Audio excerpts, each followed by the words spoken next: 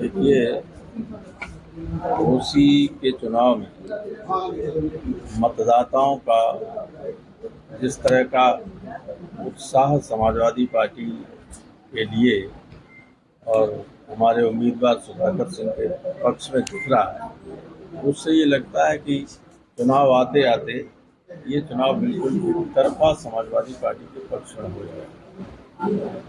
यूँ तो आप जानते हैं कि सरकार ने तो किया ही नहीं।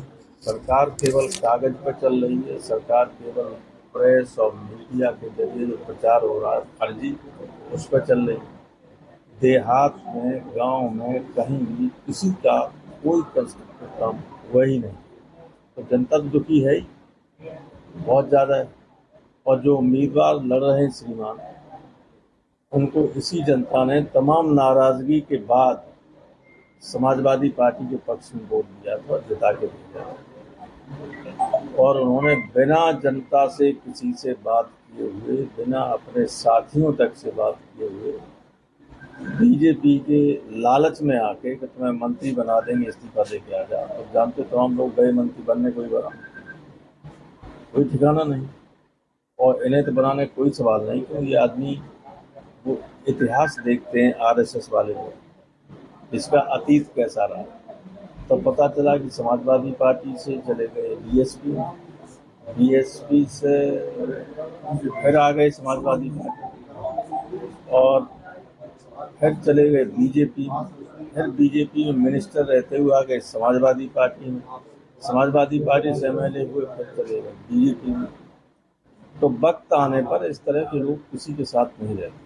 ये वो नेतृत्व भी जानता है और अब समाजवादी पार्टी के नेतृत्व भी जानता है।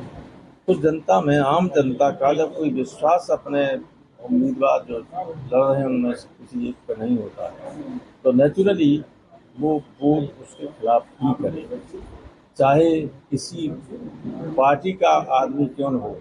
उसी में मैंने तो आते ही देख लिया, जो बीजेपी का झंडा लगाए हुए हैं वो भी कोई मनसे दारा सिंह के साथ नहीं है, और हो सकता है आखिर में नहीं वोट, क्योंकि उन्हें विश्वास ही नहीं कि इस आदमी को वोट देने का फायदा क्या है। ये हमारे साथ रह नहीं सकता। कल कोई लालच दे तो बदल जाएगा, और हार तो जाने ही, हार जाने के बाद फिर देखिए किस पार्टी में।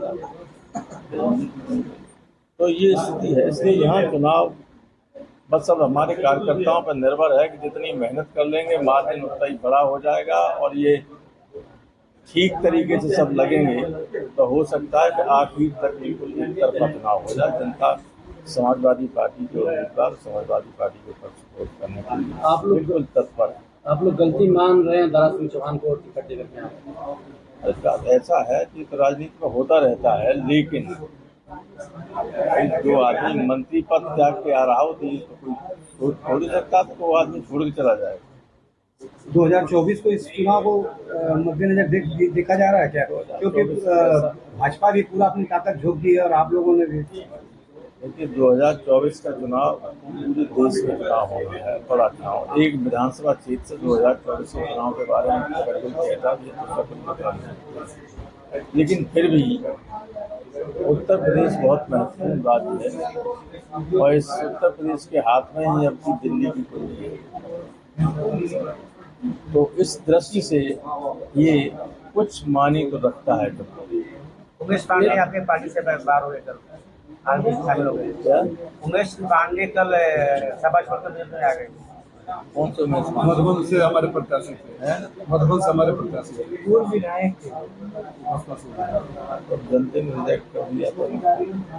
नेताजी इस चुनाव में एक दिन पहले ही मुख्तार अंसारी का परिवार की भी एंट्री होती है। क्या हो गया? मुख्तार अंसारी के परिवार का भी एंट्री होता है प्रचार के लिए, समाजवादी पार्टी के पक्ष में वोट मांगने के लिए। मुन्नू अंसारी जो आपके विधायक है वो आ रहे हैं। मुन्नू अंसारी मोहम्मदाबाद से समाजवादी पार्टी जो समाजवादी पार्टी का विधायक है, समाजवादी पार्टी तो उसमें आप क्या असर है? अगर समाजवादी पार्टी का विधायक समाजवादी पार्टी के लिए वोट नहीं मांगेगा, बीजेपी को वोट मांगेगा। वो कह रहे पूरा अंसारी परिवार ही अंसारी परिवार में सब अपराधी है क्या? अंसारी परिवार बहुत ही प्रतिष्ठित परिवार रहा है, फ्रीडम फाइटर रहा है, एक आदमी अगर अपराधी हो गया तो अफजाल अंसारी, सबकतुल्ला अंसारी या मन्नू अंसारी कोई अपराधी नहीं। नेताजी, चुनाव में ओम प्रकाश राजभर और संजय निषाद अपनी पूरी ताकत होती है। बीजेपी वाले कम सक्रिय हैं, ज्यादा सक्रिय हैं लोग। बेगानी शादी में अब्दुल्ला दीवाना। लेकिन उन्होंने ये भी कहा कि सपा को अब यहाँ सरकारी भेज दिया जाएगा, ओम प्रकाश राजभर। तो आप जानते ही वो क्या कहें कल, ये पता नहीं, 1 घंटे बाद क्या कहें कुछ पता नहीं। जब कुछ लोगों का ये मामला गड़बड़ा जाता है तो फिर ऐसे ही कह रहे हैं यूपी में कभी भी अब यादव जाति का कोई मुख्यमंत्री बन नहीं पाएगा, मैं बनने नहीं दूंगा। हम तो चाहते हैं कि ओम प्रकाश बन जाए। Thank you. बीजेपी से कहो बना दे, कह रहे हैं सपा वाले, बाबा को हटाए मुख्यमंत्री को बना दे। अरे सपा वाले मारने लगेंगे, कह रहे हैं इन्हें वही कह रहे हैं, सपा वाले मुख्यमंत्री बना के मारने लगेंगे कह रहे हैं। ओम प्रकाश राजभर के निशाने पर इस समय यादव जाति है। जहाँ जा रहे हैं वो यही कह रहे हैं कि सारे ओबीसी का आरक्षण यादव कब्जा कर लिए, आने पर यादव हैं, राजभरों को मार रहे हैं, इन्होंने हमारा हक छीन लिया। आप लोग बीजेपी वालों से कह ही रहे कि जातिगत जनगणना कराइएगा। उस जनगणना में सारी चीज आती है, कितने लोग नौकरी में हैं, कितनी जमीन है, कितनी जायदाद है, ताकि सबको मालूम तो पड़ जाए किसके पास सबका हक मिले। हम तो सबके हक की बात कर रहे हैं। ये ऐसी पार्टी में चला गया जो जातिगत जनगणना के खिलाफ है। क्यों खिलाफ है बीजेपी? बीजेपी जानती है कुछ लोगों के पास सब कुछ है और 90% लोगों के पास कुछ नहीं, इसलिए जातिगत जनगणना नहीं करा रहे। हम तो चाहते हो चुनाव कह रहे हैं, चुनाव में पता चल जाएगा, इस बार चुनाव में पता चल जाएगा। वो आदमी